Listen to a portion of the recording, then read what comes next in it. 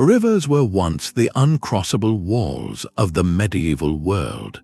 This video reveals the bridges that changed everything, showing you exactly how engineering in the Middle Ages built the foundations of our modern connected life. We will stand on the back of the legendary Pont d'Avignon, a structure born from what seemed like pure myth, and trace the story of how stone and faith conquered wild waters. You will discover the forgotten masters who worked with no modern tools, the sacred brotherhoods who funded these projects with promises of salvation, and the precise moment a simple architectural curve revolutionized what was possible. How did a bridge become a bustling city district, and why were so many of them blamed on deals with the devil? By the end, you will see the familiar landscape of castles and cathedrals in a completely new light, recognizing the hidden network of genius that still holds us up today. What forgotten piece of history do you think still supports your world without you even knowing? But to truly grasp their genius, you must forget the empire for a moment. The Roman world was gone, its vast networks of roads and aqueducts falling into silence. For centuries after, crossing a major river often meant finding a shallow ford, trusting a shaky ferry, or simply not going at all. Communities were isolated, trade was stifled, and the landscape itself was a series of formidable, liquid barriers. This was the fractured reality medieval builders inherited. They did not have the unified state, the limitless slave labor, or the complete engineering libraries of Rome. What they had was scarcity, uncertainty, and a powerful, driving faith. Their world was not one of imperial glory, but of local survival and spiritual conviction. This is the crucial key. The medieval bridge was born from a completely different mindset. It was not a monument to a distant emperor. It was a lifeline for a village, a pilgrimage route for the devoted, and an act of charity that could save a soul. The architects were often monks, poring over fragmented copies of ancient texts by candlelight, trying to piece together geometry and hydraulics from diagrams they only half understood. Their patrons were not senators, but bishops and wealthy merchants who believed funding a bridge could shorten their time in purgatory. This unique fusion created something remarkable. With limited resources, they couldn't simply replicate Roman grandeur. They had to innovate. They learned to use local stone, to adapt designs to unpredictable river currents, and to build not for the ages of empire, but for the immediate, pressing needs of their community. This pragmatic, piecemeal, and deeply spiritual approach is what set the stage. It was a revolution in slow motion, built not by decree, but by devout patience, one heavy stone laid upon another across 100 years. That spiritual conviction was the engine of the entire endeavor. For the medieval mind, a dangerous river crossing was not merely a physical challenge, it was a moral one. A traveler swept away by the current faced not just a physical end, but the peril of dying unprepared without last rites, far from home. To build a bridge, therefore, was to perform one of the highest acts of charity. It was a literal and spiritual work of mercy, saving both body and soul. This belief transformed infrastructure into a sacred duty, and it mobilized society in a way no royal tax ever could. Enter the Bridge-Building Brotherhoods, like the famous Friars Pontifs in France. These were not typical construction guilds. They were religious orders whose monks took vows dedicated to this specific holy task. They combined the skills of masonry with the discipline of prayer, viewing each stone they laid as a brick in their own path to salvation. They worked for little more than food and shelter, driven by a conviction that their labor redeemed the sins of the world, one safe passage at a time. Funding these monumental projects required more than pious labor, however. It demanded vast sums of money, and here, faith provided the currency. Bishops and wealthy patrons would offer indulgences, reductions in the punishment for sins to those who donated to a bridge's construction. Think of it as a celestial investment. A merchant could contribute a portion of his wealth and be promised a shorter stay in purgatory. This system funneled enormous resources into projects that had no immediate military or economic justification for a local lord. The bridge became a collective project for the benefit of the community's eternal soul, not just its trade. This spiritual layer was woven into the very fabric of the structures themselves. Many great bridges featured a chapel right at their center or on an abutment.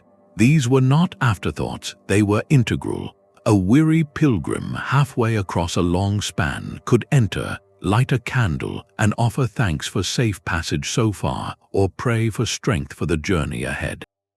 The act of crossing was mirrored by an act of devotion. The physical journey and the spiritual one were inseparable. This divine mandate is what turned dreams into stone. When a project stalled, it wasn't just an engineering failure, it was a spiritual shortcoming. When it succeeded, it was proof of divine favor. The faith did not just inspire the build, it provided the social glue, the financial mechanism, and the enduring purpose. It answered the why long before the how was fully understood. So the next time you see an ancient bridge, look for that small, often forgotten chapel.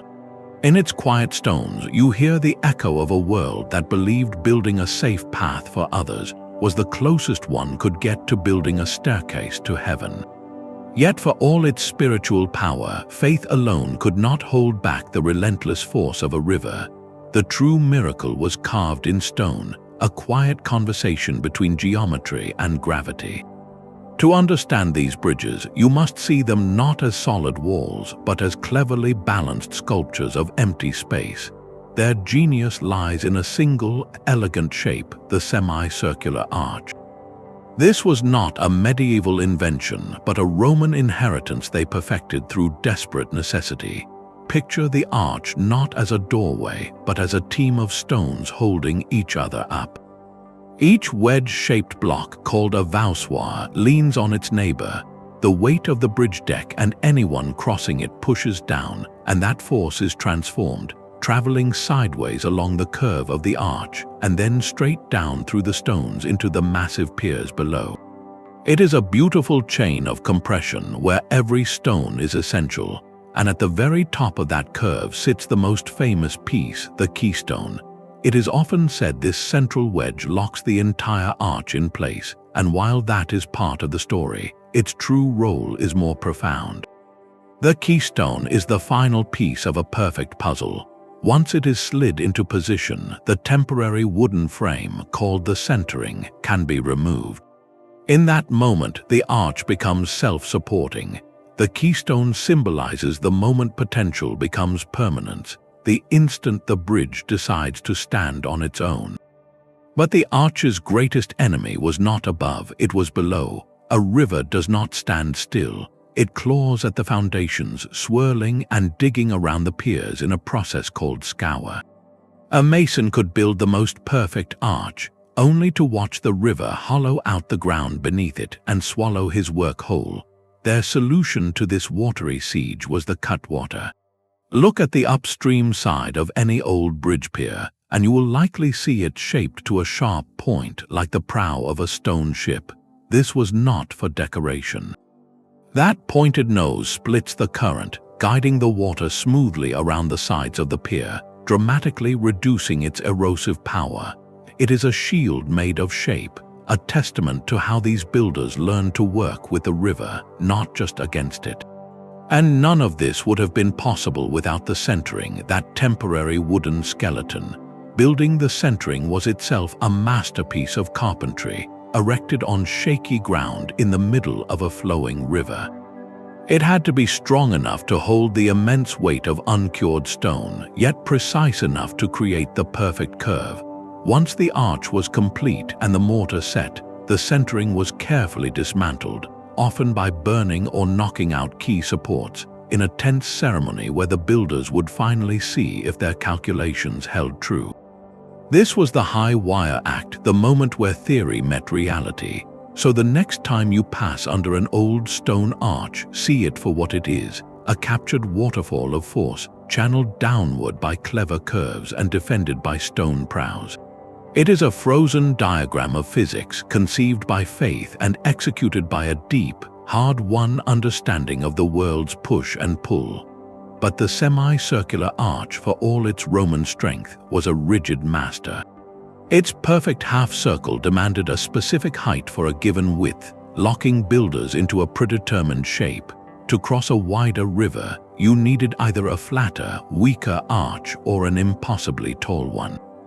It was a geometry of limitations. Then, from the vaults of great cathedrals and the influence of distant building traditions, came a subtle shift in shape that changed everything.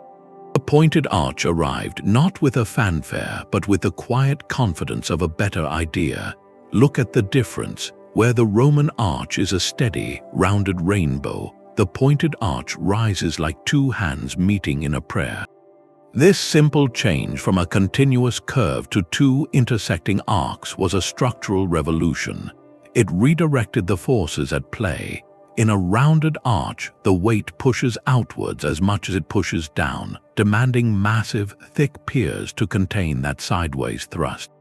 The pointed arch, however, channels more of that load directly downward.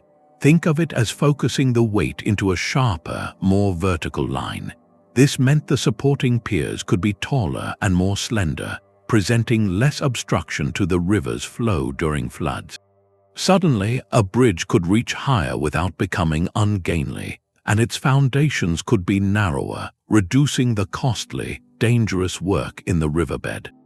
But the true genius of the pointed arch was its flexibility. A builder was no longer a slave to the perfect circle. He could adjust the angle of the point, making the arch steeper or wider to fit the exact needs of the site. If the riverbed was uneven, he could now design arches of different spans but the same height, creating a level roadway across a chaotic natural foundation. This was engineering with vocabulary, not just a single phrase. It allowed for adaptation, for grace, for a kind of architectural conversation with the landscape. The pointed arch did not just make bridges stronger, it made them more intelligent. It transformed the bridge from a brute force barrier into a nimble, calculated leap. This was the moment medieval engineering truly stepped out of Rome's shadow, using a borrowed shape to solve problems the ancients never had to face on such a scale. The next time you see a graceful, Gothic-inspired bridge, notice the subtle peak at the top of its arches. That point is not merely decoration. It is the signature of a quieter, more sophisticated revolution, the moment builders learned to make stone not just stand but soar. That soaring arch, that elegant point, all of it would have remained a beautiful drawing in the dust without the substance to make it real. The true, unsung hero of every medieval bridge was not the architect but the stone itself. To understand their achievement, you must grasp the sheer physical magnitude of the task. We are talking about moving mountains, literally. A single, modest stone bridge could require thousands of tons of rock, all sourced, shaped, and assembled by hand. The project began not at the riverbank but miles away at a newly opened quarry. This was not a casual purchase, it was a declaration of war on the landscape. Teams of quarrymen would seek out the right seam of rock, then use a brutal, patient process. They would drill a series of holes along a line, hammer in dry wooden wedges, and then soak them with water. As the wood swelled with a sound like a deep sigh, the rock would split along a clean plane. This was the first cut, separating a giant block from the living earth. That rough block was then the canvas for the bankus masons. These were the precision artists, with nothing but chisels, mallets, and an eye trained by years of apprenticeship. They would knock, tap, and chip the stone into its final, exact shape. Each piece had to be a perfect wedge for an arch, a flat slab for the roadway, or a precisely angled block for a pier. There were no power saws, no laser guides, just the ring of steel on stone and the accumulation of a million tiny decisions. But then came the greatest challenge of all, the move. How do you transport a block weighing more than an elephant across miles of countryside? The answer was a symphony of primitive ingenuity. For shorter distances, they used massive wooden sledges, dragged by teams of oxen over log roads they laid down and picked up as they went. For longer journeys, especially if a river was nearby, they turned to the water itself. Blocks were loaded onto flat-bottomed barges, a precarious operation that risked sinking the vessel with a single wrong shift in weight. Imagine the tension of that river trip, the slow, careful poling of a barge laden with the very foundation of a community's future, knowing one sudden rock or rapid could send it all to the bottom. Finally, at the site, the wallers took over. These masons were the assemblers, the ones who fit the puzzle together on the trembling scaffold high above the water. And between every stone was the glue that held the dream together, the mortar. This was not modern cement. It was a slow-curing mix of lime, sand, and sometimes crushed brick or pottery. The lime was made by burning limestone in a kiln, then slaking it with water in a dangerous, boiling reaction. This mortar took months, even years, to reach its full strength, curing slowly as the bridge settled. The builders knew this. They built this delay into their timeline, an act of profound patience we can scarcely comprehend today. Every material choice was a calculated trade-off. Did you use hard, durable granite that would last for centuries but was backbreaking to shape, or softer limestone that was easier to work but would wear down faster under countless feet and cartwheels? The bridge you walk on today is the answer to that ancient question. This mastery over material was a silent epic, a story written in calloused hands, in the groan of ropes, and in the quiet chemical promise of setting lime. It was the mundane, brutal, beautiful work that turned a sacred idea into a path you can still walk across today. Yet for all the quiet genius of arches and stone, there was one bridge that refused to be quiet at all. It was a street, a fortress, a marketplace, and a legend all at once, and its name was London Bridge. Begun in 1176 under the direction of a priest named Peter of Colechurch, this was not merely a way to cross the Thames. It was an act of sheer urban audacity, an attempt to build a neighborhood in mid-air over a powerful tidal river. For over 600 years, it succeeded beyond anyone's wildest dreams, becoming the very heart of a growing city. Its engineering was a bold, messy, and profoundly medieval solution to an impossible problem. The Thames had a soft, muddy bed, terrible for laying traditional stone foundations. So the builders did something radical. They drove enormous wooden piles, whole tree trunks sharpened to points, deep into the riverbed. Around these clusters of piles, they constructed massive, boat-shaped islands of stone and rubble called starlings. These became the foundations for the bridge's 19 arches, but the starlings were so wide they choked the river's flow. Water had to squeeze through the narrow gaps between them, creating ferocious, churning rapids.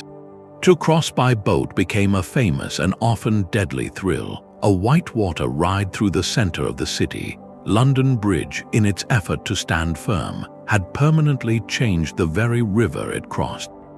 And on top of this roaring, artificial waterfall, they built a world. Imagine a street only 20 feet wide, but crammed with over 200 multi-story buildings. Shops line the ground floors, their signs creaking in the river wind.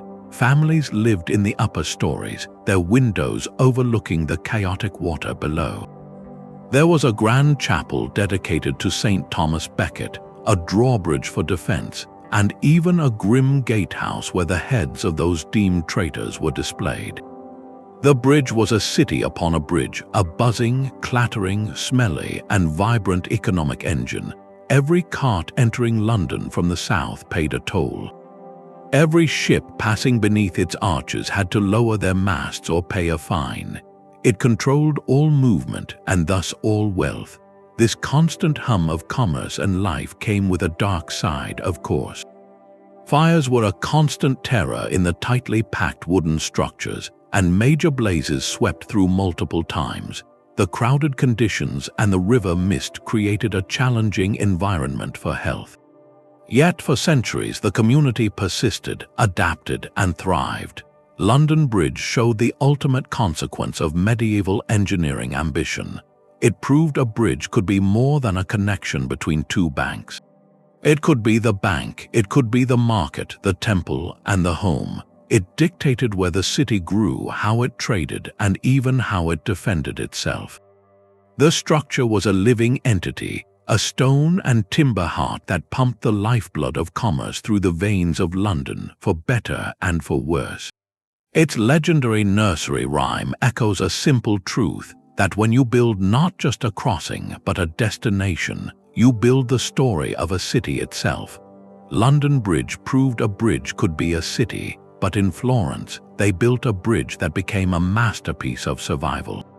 The Pont Vecchio, as it stands today, is not the first bridge on that spot. The Arno River, prone to violent, sudden floods, had already destroyed earlier versions. When a catastrophic flood swept through Florence in 1345, washing away the old wooden bridge, the city faced a critical choice. They could rebuild as before and wait for the next disaster, or they could engineer something entirely new, something that could endure both the river's rage and the demands of a growing, wealthy city. They chose revolution in stone. The new Pont Vecchio, completed just a few years later, was a declaration of Florentine ingenuity. Its most visually striking feature, the rows of shops clinging to its sides, was born not from whimsy but from hard-headed economics. The city council, responsible for the bridge's costly maintenance, devised a brilliant plan. They would lease the space on the bridge itself to merchants, primarily butchers and tanners at first, whose trades required easy access to the river for waste disposal. The rent from these shops created a permanent revenue stream, a self-funding mechanism that ensured the bridge would always have money for repairs. This was medieval infrastructure finance at its most pragmatic, turning a public work into a profitable enterprise that paid for its own future. But the true engineering genius of the Pont Vecchio is something you cannot see at a glance, hidden in the very shape of its arches. Look underneath. Instead of the tall, rounded Roman arches or the elegant pointed Gothic ones, the Pont Vecchio uses something called segmental arches. These are flatter, wider curves like shallow dishes turned upside down. Why does this matter? A tall, semicircular arch needs a high rise for a given width, which means either a steep, awkward roadway or very tall piers sitting in the river. Those massive piers act like dams, catching debris and funneling the water's force during a flood, making the structure vulnerable. The segmental arch, by being flatter, allows for a wider span between supports. For the Pont Vecchio, this meant they could use only 3 elegant arches to cross the Arno, instead of 4 or 5. Fewer piers in the water meant less obstruction to the floodwaters, less chance for destructive debris to pile up, and a stronger, more resilient structure. It was a direct, calculated response to the river's greatest threat. This bridge was designed to let the flood pass through, not to stand rigidly against it. Centuries later, another layer of history was literally built on top of this foundation of commerce and resilience. In 1565, the architect Giorgio Vasari was commissioned to build a secret, elevated corridor connecting the Palazzo Vecchio, the city's seat of power, with the Palazzo Pitti, the home of the Medici family, on the other side of the river. This Vasari corridor runs right across the top of the Pont Vecchio's shops, a private, enclosed passageway for the elite, floating above the public bustle of the merchants below. It is a perfect metaphor. The bridge now existed on 2 levels: the practical, commercial life of the common people and the secluded, political maneuvering of the rulers. It had become a vertical stack of social order, each layer depending on the sturdy engineering of the one beneath it. The Pont Vecchio, therefore, is more than a pretty postcard. It is a three-dimensional lesson in medieval problem solving. It answers the financial question with rented shops, the hydraulic question with graceful, flood-friendly arches, and the social question with a hidden corridor of power. It shows us that the greatest bridges were never just about crossing a gap. They were about weaving the very fabric of the city itself, thread by practical thread, into something that could withstand the tests of time, water, and human ambition. A bridge in the Middle Ages was a promise of connection, but also a profound vulnerability. To control one was to hold a knife to the throat of a kingdom.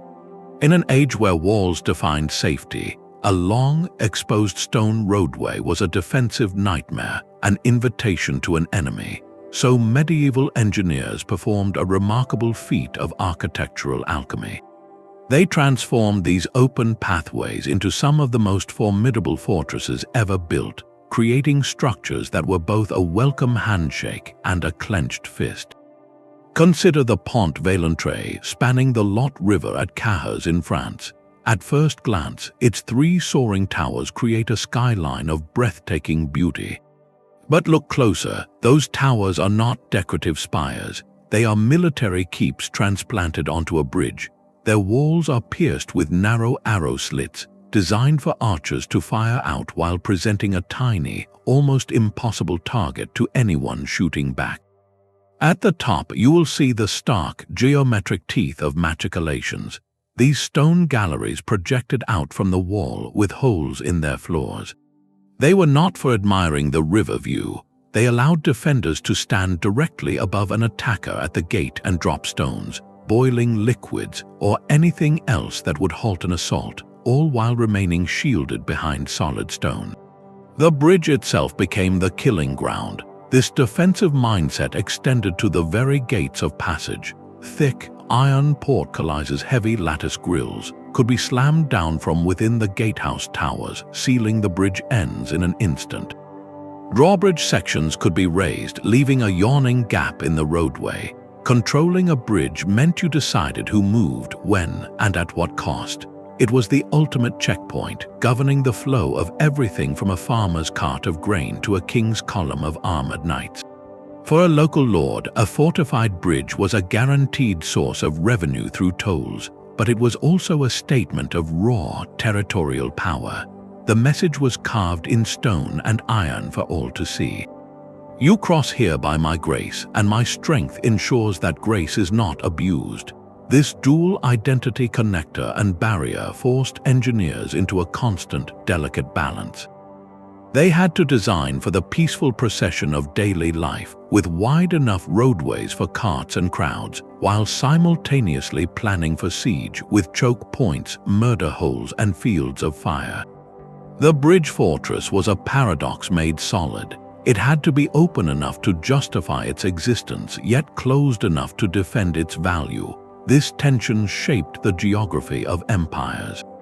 Major military campaigns could be made or broken by a single, well-defended river crossing. An army that could not secure a bridge might be forced into a disastrous, time-consuming detour or a perilous river crossing under enemy arrows. The strategic calculus of medieval warfare often centered on these stone giants, so the next time you see an old bridge with towers, do not just see a quaint historical feature. See the architectural embodiment of a fundamental medieval truth. In a fractured world, every point of connection was also a point of control, and the greatest builders were those who could master both the open hand and the closed gate.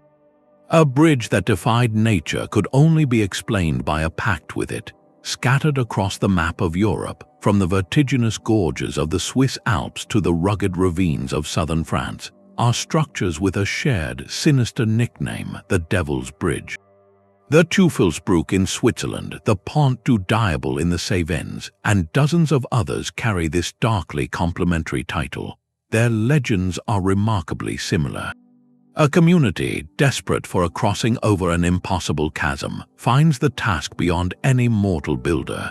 In steps the devil, offering a deal. He will construct the bridge in a single night, but in return he claims the soul of the first living being to cross it.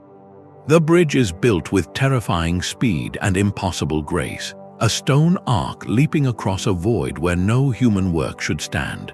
But at the last moment, the clever builder outwits the dark architect. Instead of sending a person, he sends a dog, a cat, or a rooster across first. The devil, cheated of his true prize, vanishes in a rage, leaving the miraculous bridge behind for the people to use. On the surface, it's a classic folk tale of cunning triumphing over evil, but dig deeper and you find this is not a story about the devil at all. It is a story about us. It is the medieval world's way of processing pure, jaw-dropping awe. When a community looked at a bridge like the Teufelsbrug, spanning the furious Reuss River in a deep, mist-shrouded gorge, the reality felt supernatural. The logistics were mind-bending. How did they get the first rope across? How did they work on a scaffold swaying hundreds of feet above certain loss? How did they calculate the arch's curve to bear its own weight across such a span?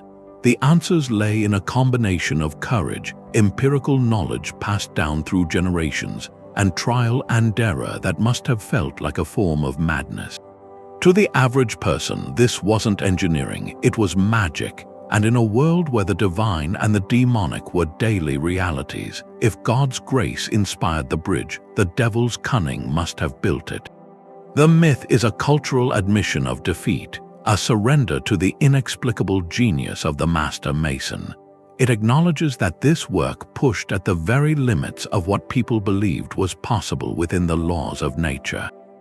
The recurring motif of trickery is the final, crucial layer. The devil is fooled not by strength but by wit. This mirrors the bridge's own existence. It was not built by brute force but by cleverness, by the ingenious application of geometry and the subtle understanding of compression and balance. The builder in the legend uses his mind to save the community, just as the real builder used his mind to conquer the gorge. The story encodes a profound respect for intellectual triumph over overwhelming physical obstacles. So these bridges, draped in tales of darkness, are actually monuments to the highest human light, the light of ingenuity. They represent a moment when a society looked at its own achievement and could find no earthly explanation. The devil got the credit, but the laughter that followed the tale, the relief that the trick had worked, that was all for the anonymous masons who dared to think the unthinkable and build the unbelievable. Their legacy is written in stone across impossible gaps, and in stories where the only villain is the sheer scale of their own ambition. But the most enduring bridges were often built by those who sought to leave the world behind. While kings and cities raised famous crossings to trumpet their power, a quieter, more profound revolution in engineering was unfolding within the silent walls of remote monasteries. Here, far from the clamor of markets and the politics of bridge tolls, monks pursued a life of prayer, work, and radical self-sufficiency. Their spiritual mission, ironically, demanded a mastery of the material world that would reshape the landscape. Orders like the Cistercians, who founded their abbeys in wild river valleys for solitude, became Europe's unsung masters of hydraulic engineering. To survive, they had to control the water. They built sophisticated networks of canals to drain marshes, channels to supply their kitchens and infirmaries, and water-powered mills to grind grain. And to connect their isolated domains to the outside world for essential supplies, or to allow safe passage for pilgrims, they built bridges. These monastic bridges tell a different story. You will not find the towering fortifications of a Pont Valentre or the dense urban clutter of London Bridge. Instead, you find structures of stunning simplicity and robust purpose. A Cistercian bridge was built not for glory or tax revenue, but for pure, enduring function. They used local stone, designed conservative, sturdy arches, and placed them with an eye for the most stable foundation, not the most dramatic vista. Their goal was longevity with minimal maintenance, a structure that would serve the community for centuries without demanding constant repair. This pragmatic philosophy produced bridges of humble, unshakable grace that still stand in forgotten valleys today. Yet the monastery's contribution was not just in the stone it laid, but in the knowledge it preserved and propagated. Within the scriptorium, the monastery's writing room, a sacred duty unfolded by candlelight. Here, monks meticulously copied not only religious texts, but the surviving fragments of classical engineering knowledge. Treatises by Roman architects like Vitruvius, which detailed principles of arches, materials, and hydraulics, were painstakingly transcribed and illustrated. This was not a passive act of storage, it was active study. Monks pored over these diagrams and descriptions, debating their meaning and, more importantly, applying them. The monastery became a living laboratory, a closed loop where theoretical knowledge from antiquity met the pressing, daily needs of farming, brewing, and building. When a monk designed a new mill race or the arch for a barn bridge, he was synthesizing a 1,000-year-old Roman idea with the immediate lesson of last year's flood. This slow, deliberate process of copying, learning, and doing created a disseminated network of practical engineering intelligence. A brother from one monastery might travel to found a new one, carrying not just his faith, but a mental library of proven solutions for crossing a stream or channeling a spring. In this way, the pursuit of spiritual isolation and agricultural efficiency became an inadvertent cradle for technical knowledge. The bridges they built for their own peace ended up connecting more than riverbanks. They connected the broken thread of ancient engineering to the future, passing it silently, stone by patient stone, into the waiting hands of the secular world. The stone had its cost, but the true price was counted in gold and faith. Raising a medieval bridge required a financial alchemy as intricate as the masonry itself, turning pious hope and commercial ambition into the physical reality of a crossing. The most profound currency was not minted by any king. It was a promise for the afterlife. The Church, holding the keys to spiritual redemption, offered indulgences to those who funded bridge construction. An indulgence was not a pardon for sin, but a reduction in the temporal punishment one might face in purgatory. For a wealthy merchant or a guilt-ridden noble, donating a substantial sum to a bridge project became a direct investment in their eternal soul. It was charity with celestial interest, a transaction that built both an earthly path and a heavenly one. Alongside this, the desire for an earthly legacy drove other patrons. A local lord might endow a bridge to ensure his name was remembered in prayers for generations, carved into the foundation stone and echoed in the footsteps of every traveler. But once the last stone was set and the centering burned, the bridge had to pay for its own future. It did so by becoming a gatekeeper for all movement. Tolls were the lifeblood of maintenance, a complex system of fees levied on everything that crossed. The rates were meticulously detailed. A man on foot might pay a single penny. A cart laden with grain would pay more, its wheels measured for width.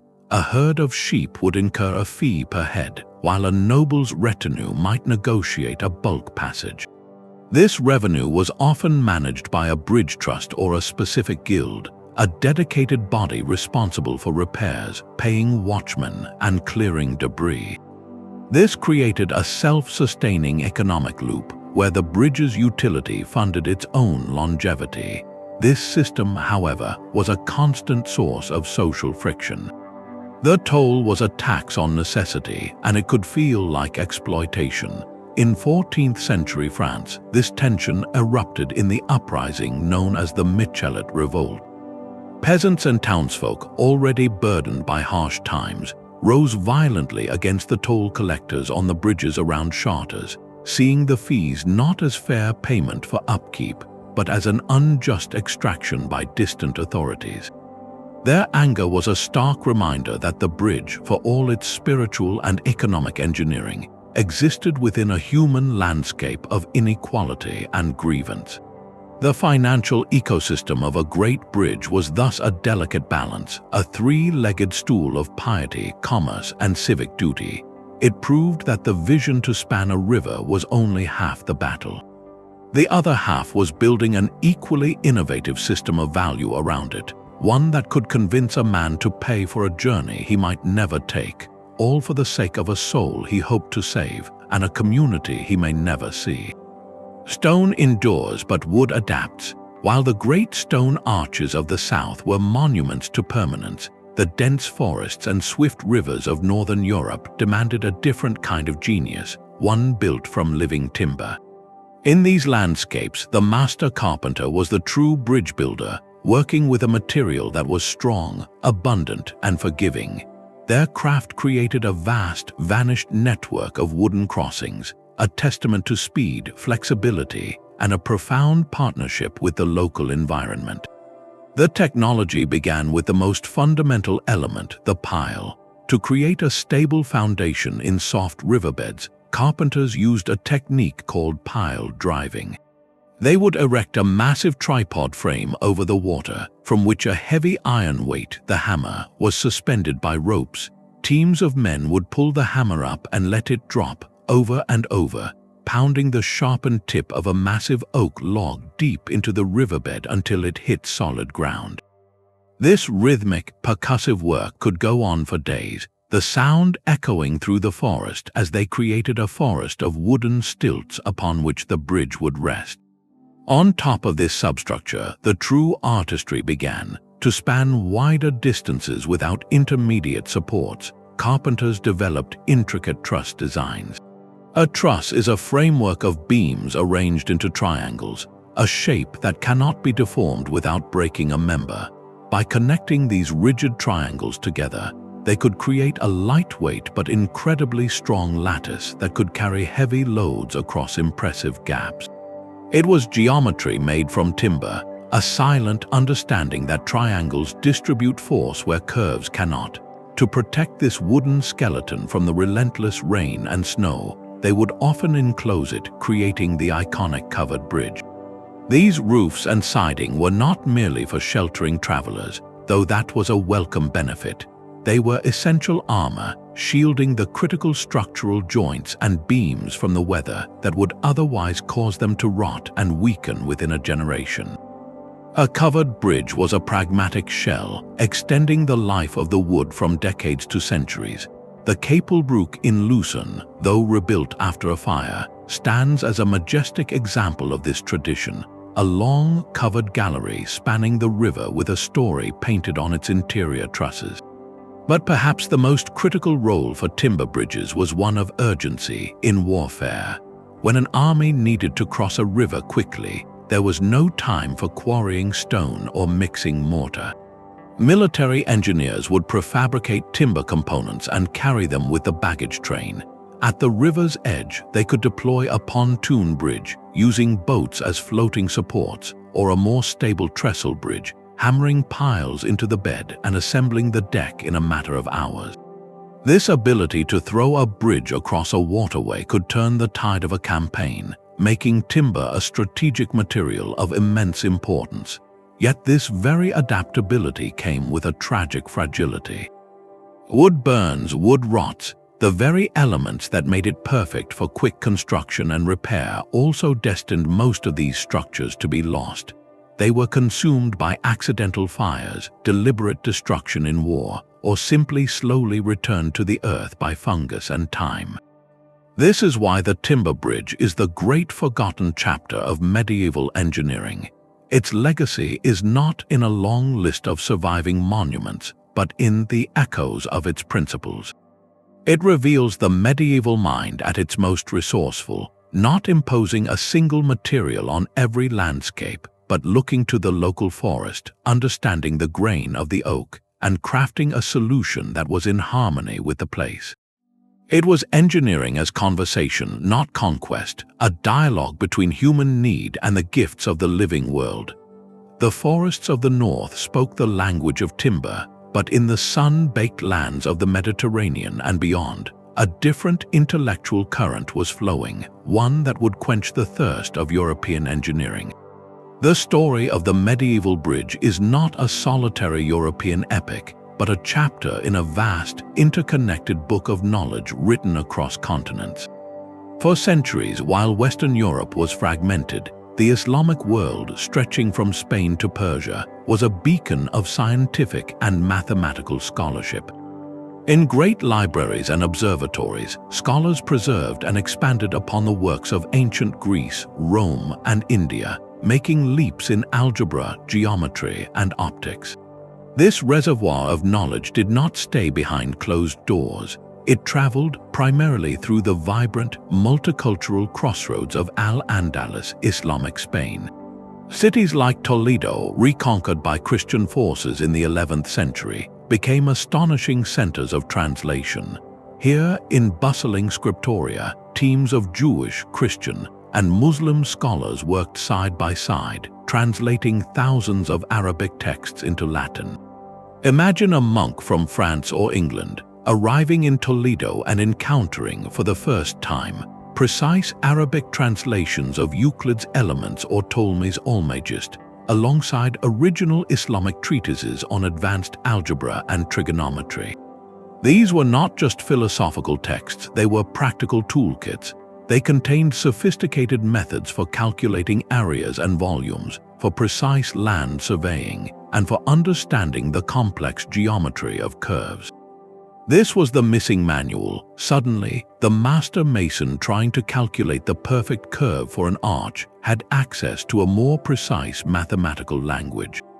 He could move beyond rule-of-thumb traditions and begin to apply consistent, provable principles to his work. The influence may even be etched into the very shape of the bridges themselves. While the pointed arch developed independently in various cultures, its rapid adoption and sophisticated use in European Gothic architecture coincided directly with this influx of Islamic mathematical texts. The geometric principles needed to design and construct these elegant, efficient forms were now available in detail, suggesting a powerful cross-pollination of ideas. But the transfer was not merely theoretical. Islamic civil engineers were legendary masters of water, building intricate networks of canals, qanats, and dams to thrive in arid landscapes. Their bridges, like the majestic, multi-arched Shahrastan Bridge in Iran, demonstrated a profound understanding of hydrology and durable construction.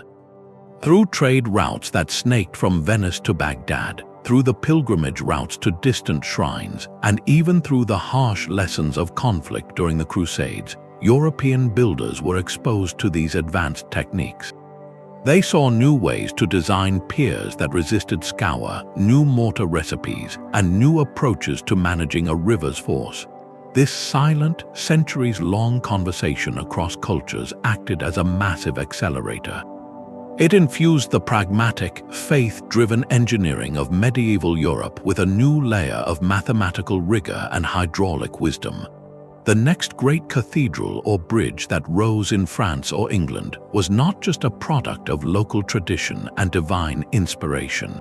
It was in part a distant echo of a proof solved in Baghdad, a geometry text translated in Toledo, and a water management technique perfected in Isfahan. The medieval world, so often pictured as a patchwork of isolated fiefdoms, was in fact woven together by these invisible threads of shared knowledge, proving that even the stones of a bridge can tell a story of connection far greater than the river it spans. The river always kept its final word. For every stone arc that held, another lay shattered in the current, a brutal reminder of nature's indifference to human ambition. Catastrophic failure was not an exception in medieval bridge building. It was an expected, terrifying part of the process. A sudden spring flood, swollen with meltwater and debris, could become a battering ram of unimaginable force, pounding piers until they buckled. In colder climates, the silent, insidious pressure of expanding ice could slowly squeeze a foundation to pieces. Sometimes the floor was hidden from the start, a patch of soft earth beneath a pier that seemed solid, dooming the structure to a slow, sinking tilt. Each collapse was a community trauma. It meant lost lives, severed trade routes, and a crushing financial blow. the collected tithes and tolls of a generation literally washed away. Yet from each disaster, a new, more resilient understanding was forged.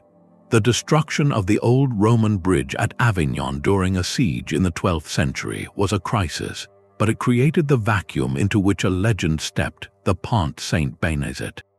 Its construction became a story of learning, of applying hard-won lessons to a new, more ambitious crossing.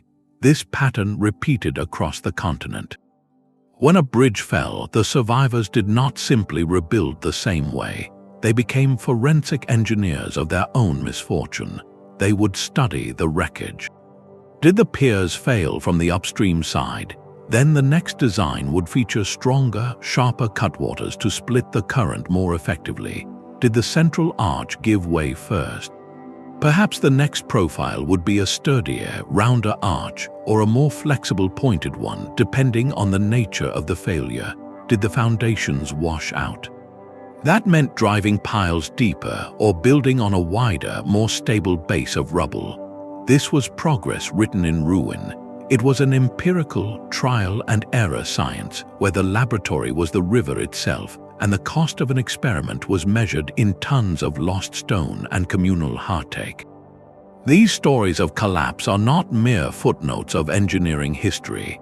They are testaments to a profound resilience, a community that could witness its vital link to the world shattered, and then muster the resources, the faith, and the collective will to start again, was demonstrating a different kind of strength. It was a strength built not on never failing, but on learning precisely how to fail, and vowing never to make that same mistake again. Each new bridge that rose from the rubble of the old carried within its stones the silent memory of what broke before, making it not just a crossing, but a monument to perseverance.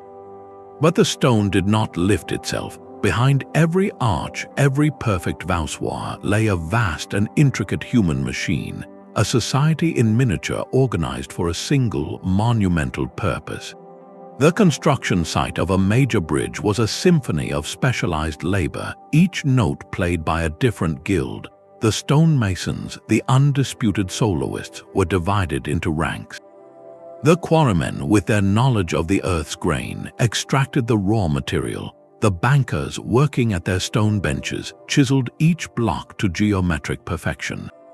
And the wallers, high on the scaffold, placed each piece in its final, precarious home. But their work was framed by others. Carpenters built the centering, the temporary wooden skeleton that held the arch's shape until it could stand alone, a masterpiece of joinery that had to be both perfectly precise and easily dismantled. Blacksmiths forged the tools, the chisels, mallets, and the all-important iron cramps and dowels that locked stones together. Laborers, the unnamed muscle of the operation, hauled materials, mixed mortar, and operated the great treadwheel cranes that lifted ton after ton of stone from the barges to the soaring scaffold. This was not a random crowd, it was a meticulously coordinated hierarchy, a testament to the medieval world's genius for organization. And moving between these great projects were the spiritual specialists, the Bridge-Building Brotherhoods. Groups like the Friars Pontiffs, the Bridge Brothers, were religious orders whose vocation was this specific act of mercy. They provided a mobile, highly skilled, and devoutly motivated workforce that could be called upon for the most challenging projects, carrying techniques and spiritual fervor from one riverbank to the next. When the final keystone was set and the centering removed, the celebration was not a private affair. It was a civic eruption. The completion of a major bridge was a triumph for the entire town, a proof that they could collectively bend nature to their will. Festivals would fill the new roadway with processions, music, and feasts. The bridge's image was often stamped onto the town's official seal, woven into its very identity. It became more than a utility, it was a symbol of communal self-reliance and pride.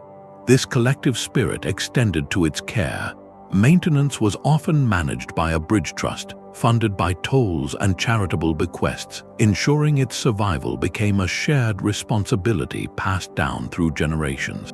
So while we marvel at the silent stone, we must listen for the echoes of the human chorus that raised it, the shouted orders, the ring of hammer on chisel, the murmured prayers, and the collective cheer that greeted a new path into the future.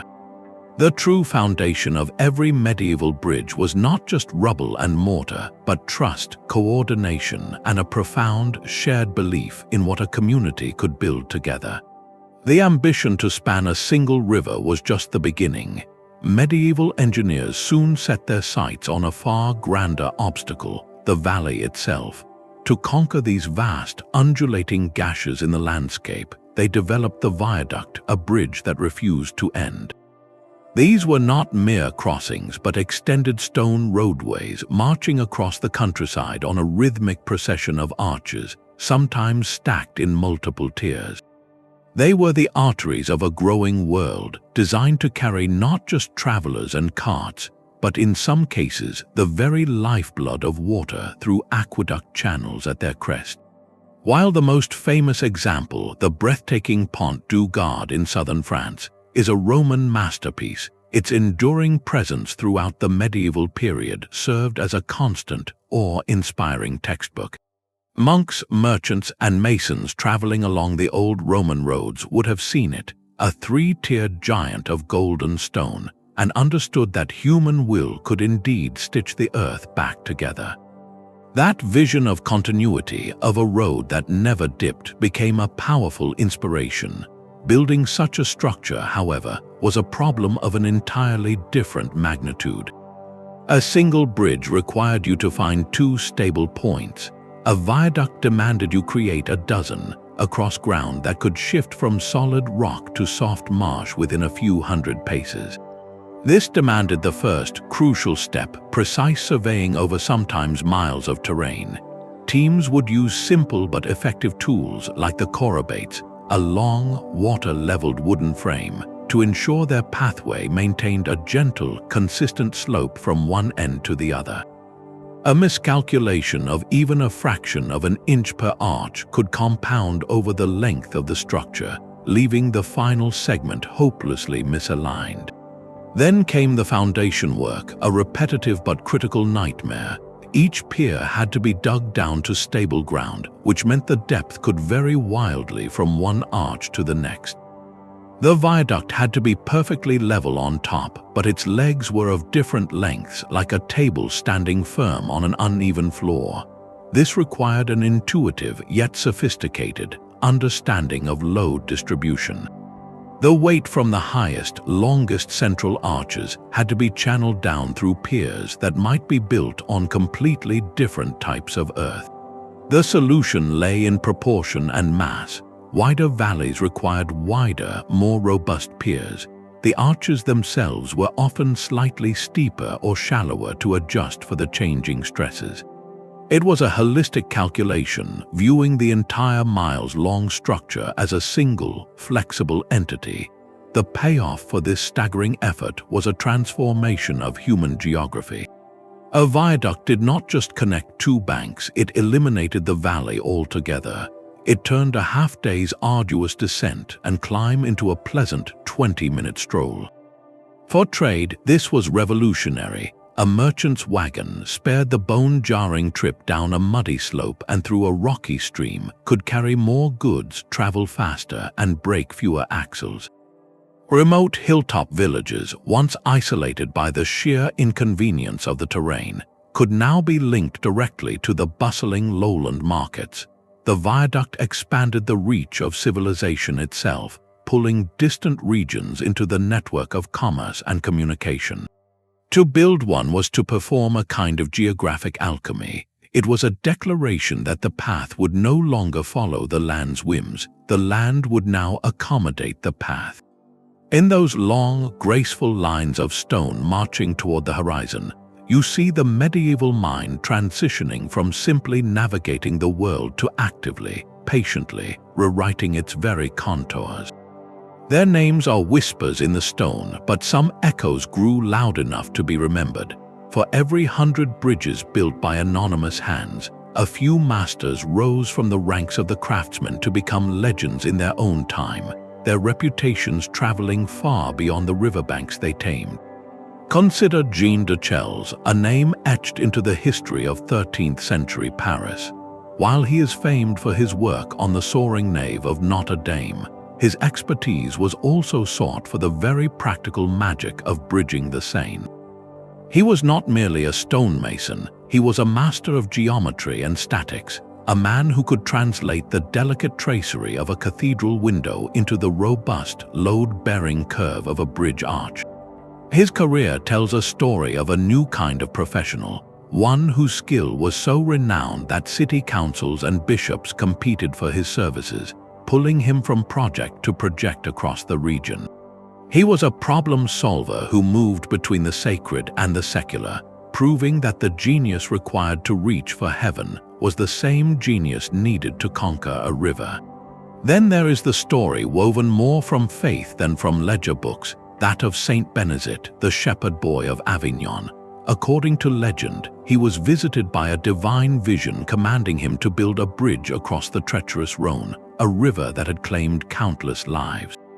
When the skeptical bishop demanded proof, Benezet is said to have lifted a massive stone block far beyond any normal man's strength and laid the foundation himself. Whether fact or pious myth, this story captures a profound truth.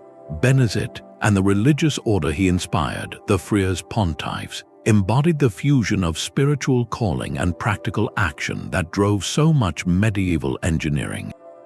He was the archetype of the builder as a holy visionary, his authority derived not from noble birth, but from a perceived divine mandate and the undeniable results of his work.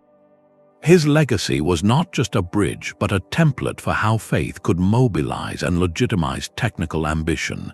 These masters were the original multidisciplinary thinkers. They had to be architects, designing the overall form and calculating stresses long before the term engineer existed. They were project managers, coordinating the chaotic symphony of quarrymen, carpenters, smiths, and laborers, often for decades. And they were practical physicists, understanding through hard-won experience how weight flowed through stone and how water eroded earth. Their mobility is a key clue to their rising status. A master like Jean de Chelles did not belong to a single town, he belonged to his craft. His knowledge was a portable commodity, carried in his mind, and in the set of templates and measuring rods his team transported from site to site. This mobility created a network, a silent exchange of techniques and innovations as masters and their teams crossed paths on the roads of Europe. To study their careers where fragments of contracts or chronicles survive is to watch the very idea of the architect being born. They began as skilled anonymous craftsmen, their worth measured by the day, but through monumental projects that defined the identity of cities, they transitioned into celebrated artists and intellectual authorities. A bridge was a very public, very permanent resume. Its success, its grace, its defiance of the river was a direct reflection of the master's mind. This elevated them from laborers to creators. The respect they garnered laid the cultural groundwork for figures like Filippo Brunelleschi or Leonardo da Vinci in the Renaissance, men seen not as mere builders but as singular creative geniuses. That status, that idea of the mastermind, was first forged not in a painter's studio, but on the rain-swept scaffolding above a rushing river, in the mind of a person who could look at empty space and see, with absolute certainty, the path everyone would one day walk. A stone bridge did more than carry feet, it carried meaning. Long after the mason's tools fell silent, their work continued to live in the vibrant pages of illuminated manuscripts and on the canvases of master painters. In these cultural mirrors, the bridge was rarely just a background detail. It was a loaded symbol, a stage for human drama, and a direct reflection of how society understood its own journey. Take the pilgrimage, that quintessential medieval experience. When Geoffrey Chaucer penned the Canterbury Tales in the late 14th century, he set his storytelling contest on the road to a holy shrine, and the journey itself was the narrative engine. While a specific bridge is not named, the very act of travel, of crossing from one town to the next over countless streams and rivers, frames the entire work. The road and its necessary crossings become the great social leveler, where a knight, a miller, and a prioress are thrown together, their stories flowing as freely as the landscape they traverse. The bridge, in this context, is an implied space of convergence and exchange, where different paths in life momentarily intersect. It is a metaphor for the pilgrimage of life itself, a path every soul walked with all its perils and revelations. This symbolic weight grows even heavier and more literal in Dante Alighieri's Divine Comedy. Written earlier in the 14th century, Dante's epic journey through hell, purgatory, and paradise is a landscape of moral architecture. Here, bridges and crossings are not mere conveniences, they are tests and transitions. In the infernal depths, bridges span horrific pits, their narrow, crumbling paths forcing a confrontation with the consequences of sin. To cross is to proceed in one's spiritual education, to move from one state of understanding to another. Dante's bridges are thresholds of the soul, making concrete the medieval belief that life was a precarious crossing from a flawed earthly state toward a hoped-for divine destination. The physical danger of a shaky plank over a chasm mirrored the spiritual danger of a life lived without grace. Art translates this same symbolism into visual form. In countless medieval paintings and tapestries, a bridge often appears in scenes of spiritual significance.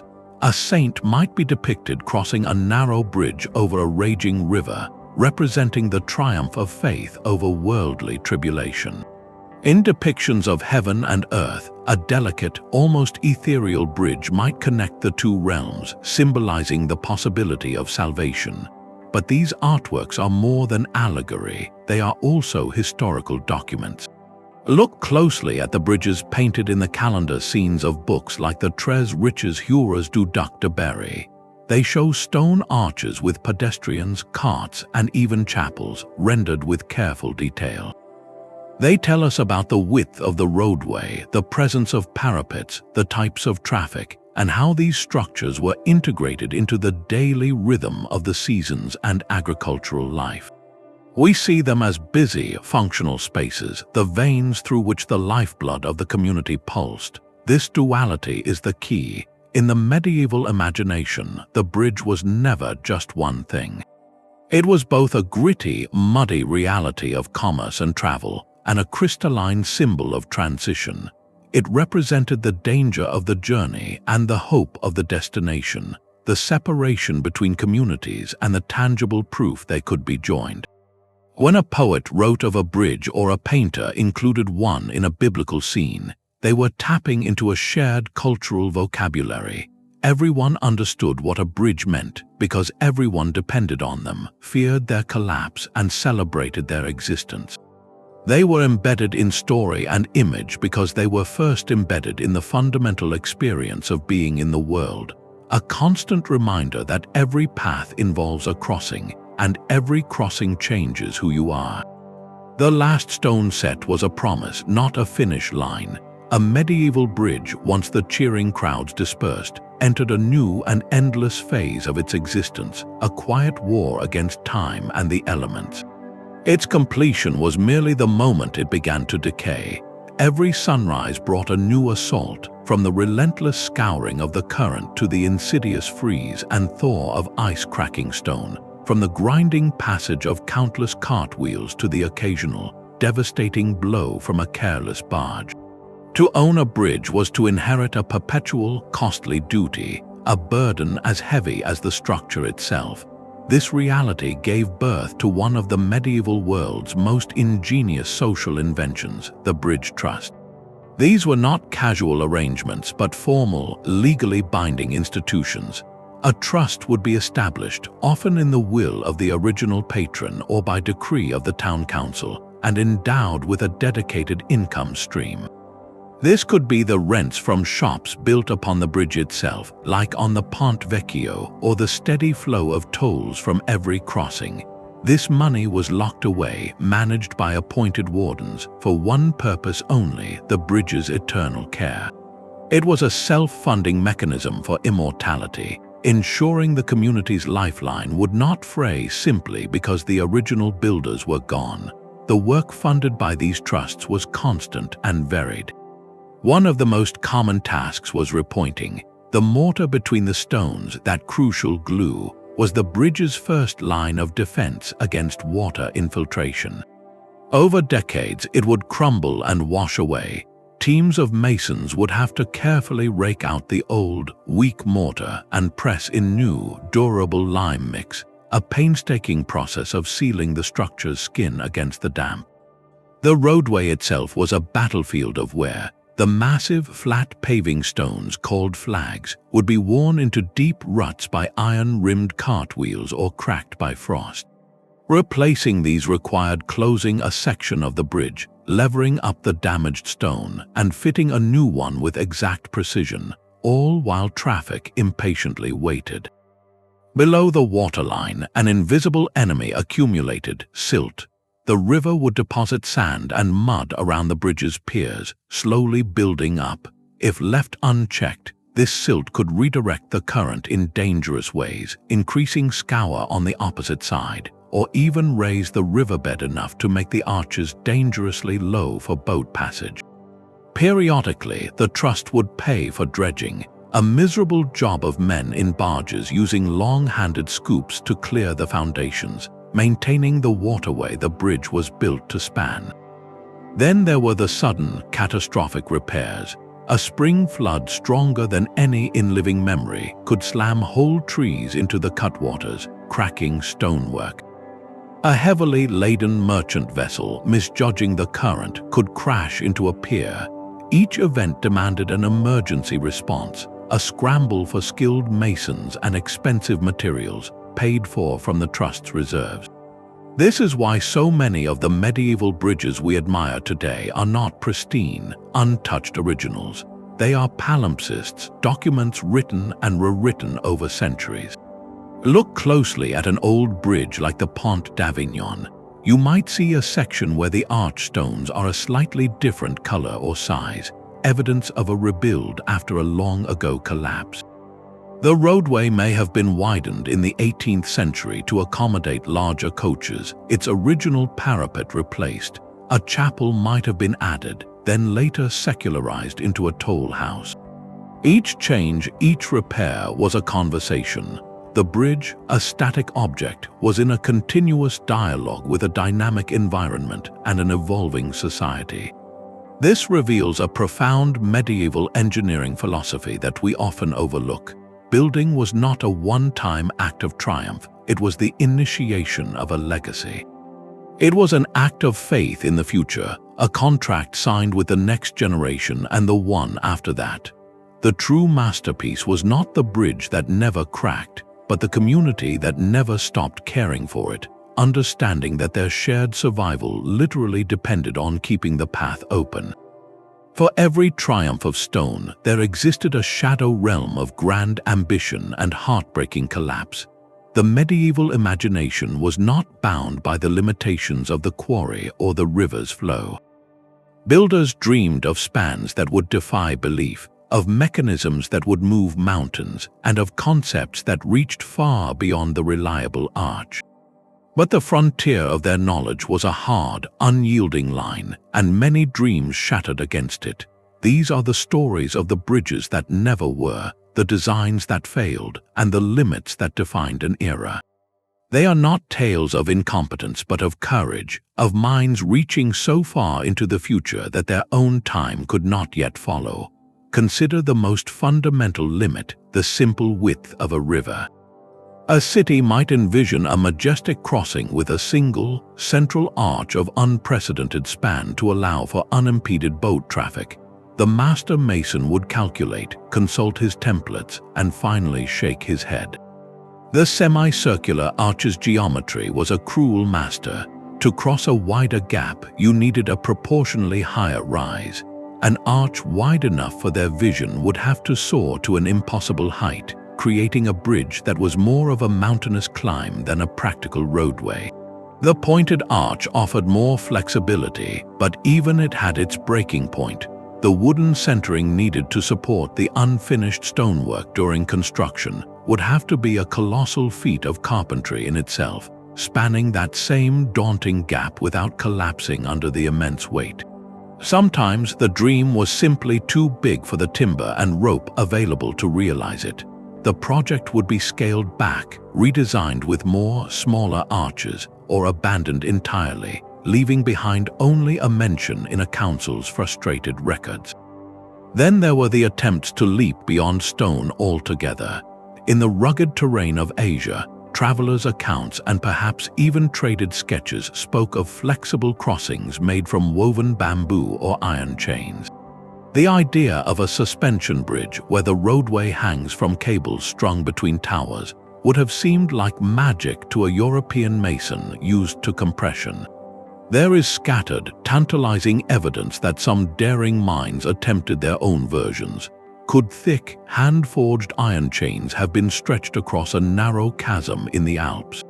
It is possible, but without the precise engineering to calculate the immense tensile forces, to properly anchor the chains against the constant pull, or to stabilize a deck against twisting in the wind, such experiments were likely fleeting and local.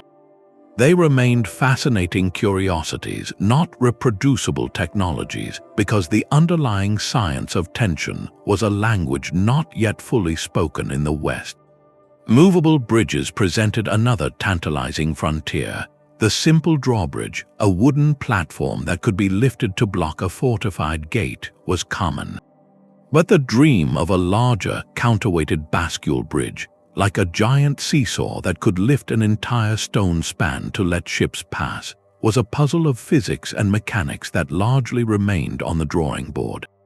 The precision needed for the pivots, the immense counterweights of stone or lead, and the fear of a mechanism jamming with the span up, leaving the town divided, made such projects a terrifying risk. They required a fusion of the mason's craft with the clockmaker's precision, a collaboration that was still rare. So while they were imagined and perhaps crudely attempted, the reliable movable bridge for major crossings was a ghost that would not fully take form until centuries later. The most poignant lessons, however, are written in silent rubble. Chronicles sometimes speak of a bridge that collapsed during construction, often with great loss of life. A pier founded on ground that seemed solid would slowly sink under the load, pulling the delicate archwork down with it. A flood greater than any in living memory might arrive before the mortar had fully cured, washing away the temporary centering and the season's work. These were not just tragedies, they were brutal, expensive experiments. The community would be left with a mountain of debt and a river still uncrossed. But from that ruin, the next master mason would learn. He would study the broken stones, see how they failed, and understand that the local clay was treacherous below a certain depth, or that the river's spring fury had been underestimated. The limit had been found, and in finding it, the boundary of safe knowledge was redrawn, a little further, a little stronger. These ghosts of engineering are therefore essential to our understanding. They keep us from romanticizing the past as a time of untroubled genius. They reveal a world not of steady, inevitable progress, but of fits and starts, of visionary leaps and sobering crashes back to earth. By studying what they could not do, we finally see the full shape of what they could. Their true ceiling was not a lack of imagination. It was the material reality of their world, the strength of their iron, the patience of their lime mortar, and the depth of their empirical, hard-won wisdom. Every stone bridge that stands today does so not only because of the dreams that built it, but because of the dreams that fell first, teaching their builders where the edge of the possible truly lay. The dream of a permanent stone crossing was a luxury of peace, but war demanded a different kind of bridge altogether. In the heat of a campaign, time was the most precious resource, and a river was not an obstacle to be studied for years, but a crisis to be solved by sunset. This urgent reality gave rise to the military engineer, a master of speed, logistics, and controlled chaos. Their canvas was not a quiet riverbank, but a contested frontier, and their materials were whatever could be carried, found, or commandeered. The most common solution was the pontoon bridge, a concept of elegant simplicity and profound risk. Engineers would gather every available boat, from small fishing skiffs to large river barges, and lash them together side by side across the current. Planks were then laid across their decks, creating a floating roadway. The genius was in its adaptability. It could be assembled quickly and dismantled just as fast, leaving no trace for a pursuing enemy. But its weakness was the river itself. A sudden storm or a strong current could twist the entire line, snapping ropes and sending men and horses into the water. It was a gamble with the elements, a temporary truce with a flowing enemy. For a more stable crossing, they turned to timber. The trestle bridge was a testament to brutal efficiency. Soldiers would fell trees on the spot, sharpening their ends into piles. Using heavy wooden mallets, they would drive these piles into the riverbed, creating a line of supports. Crossbeams were lashed or nailed into place, and a deck of planks was laid on top. This created a sturdy, if rough, passage capable of supporting armored knights and heavy supply wagons. The entire process was a symphony of coordinated labor, with different squads responsible for felling, shaping, driving, and decking, all under the watchful eye of the master engineer who directed the operation from the bank, calculating the spacing of supports and the angle against the current. Some armies took preparation to an even higher level, employing prefabrication. There are accounts, though debated by historians, of forces carrying pre-cut and numbered timber components in their baggage trains. At a river, these pieces could be assembled like a giant, deadly puzzle, drastically reducing construction time. Whether true in every detail or not, the concept reveals a mindset of foresight, treating a bridge not as a geographical feature, but as a piece of portable, essential equipment. The defensive side of this equation was just as critical. Denying a crossing could be as decisive as achieving one. A retreating army would often destroy the existing bridges behind them, burning timber spans or undermining stone arches. This turned the river into a moat, buying precious time to regroup or forcing a pursuing enemy into a costly and time-consuming detour. Conversely, the capture of an intact bridge was a prize of immense strategic value. Securing a bridgehead, a fortified position on the far bank, was often the first and bloodiest objective of an invasion, a foothold from which the rest of the campaign could unfold. This martial dimension stripped bridge building down to its raw, practical essence. There was no time for elegant arches or decorative chapels. The principles of load distribution, stable foundations, and material strength were not applied over decades, but in a single, frantic day. The military engineer worked with a stopwatch in his mind, where failure was measured not in crumbling mortar, but in lost battles and shattered kingdoms. His work, though temporary, was the hinge upon which history turned, proving that the most important bridge was often the one you could build before the enemy arrived. The same hands that carved saints for a cathedral's facade could also shape the perfect voussoir for a bridge's arch. This was not a coincidence, but the result of a single, all-encompassing architectural revolution sweeping across Europe. The Gothic style was far more than an aesthetic. It was a unified engineering philosophy, a complete toolkit for defying gravity. Its three signature innovations, the pointed arch, the ribbed vault, and the flying buttress, formed a coherent system for managing weight and thrust, and this system proved just as powerful on a horizontal plane as on a vertical one. The master mason who learned to channel the immense load of a cathedral's roof down through slender columns and out into graceful stone arcs was applying the exact same principles needed to keep a long bridge from collapsing into the river. The quest to reach the heavens and the necessity to cross a chasm were, structurally speaking, the same problems solved in different directions. Consider the flying buttress, that iconic stone armature bracing a cathedral's walls. Its purpose was to catch the outward thrust generated by the roof vaults and redirect it safely into the ground. Now look at a multi-arched stone bridge.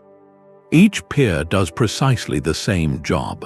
It absorbs the sideways push from the arches on either side, channeling those competing forces down into its foundation. The bridge pier is in essence a simplified, embedded flying buttress, performing an identical function of stabilization.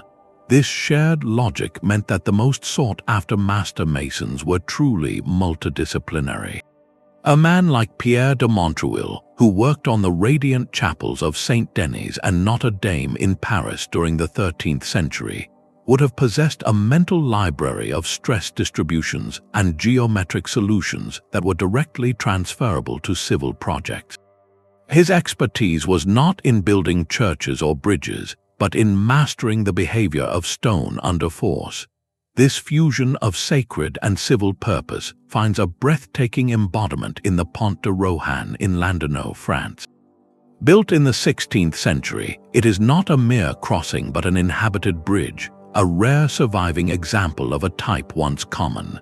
Its sturdy arches support a continuous row of multi-story houses with steeply pitched roofs, their facades rising directly from the stonework. Walking across it does not feel like traversing a river, but like wandering down a narrow, ancient street that just happens to be suspended over water. The effect is uncanny. It resembles nothing so much as a horizontal cathedral nave, with the arches below acting like vaults and the houses above forming a sheltered, communal space. It is a secular cathedral dedicated to daily life, its theology written in commerce and community, yet built with the same solemn gravity and enduring strength as any place of worship. This symbiotic relationship reveals a profound truth about the medieval innovative spirit. The driving force was not a strict division between the sacred and the profane, but a relentless pursuit of structural truth. The same intellectual energy that asked, "How can we make a wall of glass stand 100 feet tall?" also asked, "How can we make a stone road hold fast against a torrent?" The cathedral was a bridge between earth and heaven. The bridge was a cathedral of human connection. Both were acts of faith, one in the divine, the other in the collective future of the community. They shared a blueprint because they shared a purpose: to create permanence, to forge connection, and to prove that human ingenuity, guided by geometric truth, could shape the very world to its will. The stone that lifted a prayer could also carry a cart, and in that humble practicality, the Gothic dream found its most grounded and perhaps most essential expression. A bridge was a declaration of war on the river's natural state. To win that war, medieval builders realized they could not simply fight the water, they had to learn its language. This was the birth of true hydraulic engineering, a deep, practical science of managing flow, force, and foundation. The goal shifted from merely spanning the gap to fundamentally altering the relationship between the structure and the stream. Their first tactic was often to slow the enemy down. Upstream of a bridge site, you might find a weir, a low dam built of stone or timber. This simple barrier served a brilliant dual purpose. It raised the water level slightly, creating a calmer, more predictable pool in which to build the bridge's foundations, away from the erosive fury of the main current. Simultaneously, it could divert a portion of the river's flow into a mill race, harnessing that same water for industry, turning a problem into a power source. At the bridge itself, sluice gates were the precision tools. These were wooden or iron gates set into the bridge's structure that could be raised or lowered. During normal flow, they stayed open, but when heavy rains threatened, they could be partially closed to reduce the volume and speed of water rushing through the arches, preventing a destructive buildup of pressure against the piers. It was a form of active, real-time negotiation with the weather. The most iconic feature of this hydraulic mindset is still visible today: the cutwater. That sharp, prow-like upstream edge of a bridge pier is not an aesthetic choice. It is a carefully calculated deflection shield. By splitting the current cleanly in two, it guides the water around the pier's sides with minimal turbulence. This dramatically reduces the scouring effect that could hollow out the riverbed and undermine the foundation. Some builders took this logic even further, shaping the downstream side of the pier into a tapered, streamlined form as well, allowing the reunited currents to merge smoothly without creating destructive eddies that would claw at the stone from behind. In extreme cases, the negotiation became a full-scale intervention. There are records and physical clues that engineers sometimes rerouted the river itself, if only for a season. They would dig a temporary diversion channel, a canal, to steer the main flow away from the construction site. This let them work on the foundations in the dry or on a stabilized riverbed, laying their stones with care before ceremoniously breaking the temporary dam and allowing the river to reclaim its course, now forever altered by the new stone obstacle in its path. This deep, empirical engagement reveals a sophisticated, almost ecological understanding. These builders saw the river not as a static trench of water, but as a living system of energy, sediment, and seasonal mood. They observed where it deposited sand after a flood, where it carved new channels, and how ice formed around certain shapes. Their engineering was a response to these observations, a set of tested solutions passed down through generations of masons. They weren't just placing a monument on the water, they were entering a dynamic, endless conversation with it. This holistic approach, this willingness to manage the entire hydraulic environment, was not just clever, it was the secret to longevity. It marks a pre-modern pinnacle of working with natural forces rather than against them, a testament to the patience and profound observation required to build something meant to last 1,000 years. A stone bridge could be summoned to court. In the intricate legal tapestry of the Middle Ages, a bridge was not merely property to be owned. It was an active participant in the social order with its own rights, its own peace, and its own voice in the ledgers of law. This unique status was enshrined in a powerful concept known as the peace of the bridge. Within the physical bounds of the structure, from one bank to the other, ordinary law was often suspended and replaced by a higher, more urgent code. Violence, theft, or even drawing a weapon within this zone was considered a grave offense, not just against a person, but against the sanctity of the crossing itself. The bridge became a temporary island of enforced neutrality, a safe corridor where merchants of rival towns, pilgrims of different faiths, and travelers of all stations could pass without fear of ambush or feud. This peace was not a gentle suggestion, it was brutally enforced. Penalties for breaking it were severe, often involving heavy fines, public humiliation, or banishment. A bridge, therefore, physically connected two places while legally creating a third, separate place entirely, a realm defined by the necessity of safe passage. This legal personality extended far beyond keeping the peace. A bridge generated wealth, and that wealth spawned endless litigation, meticulously recorded in dusty charters. Who had the right to collect tolls? Was it the local lord, the town council, or a religious brotherhood that held the original charter? Disputes flared when a new count or bishop tried to claim a share of the lucrative traffic. Maintenance responsibilities were another constant source of legal friction. If a pier crumbled, was it the duty of the upstream village whose mill race altered the current, or the downstream town that benefited from the trade? Courts would hear arguments from master masons about water flow and erosion, turning engineering into evidence. Even the space beneath the arches was contested territory.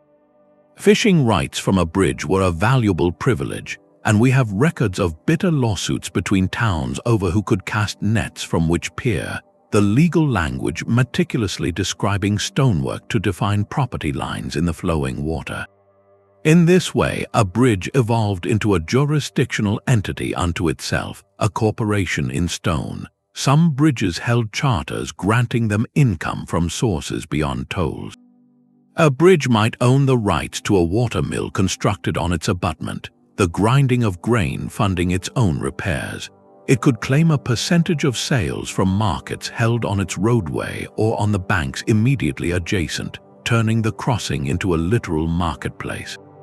These income streams were managed by bridge trusts or wardens, who acted like the board of directors for a silent, immobile client.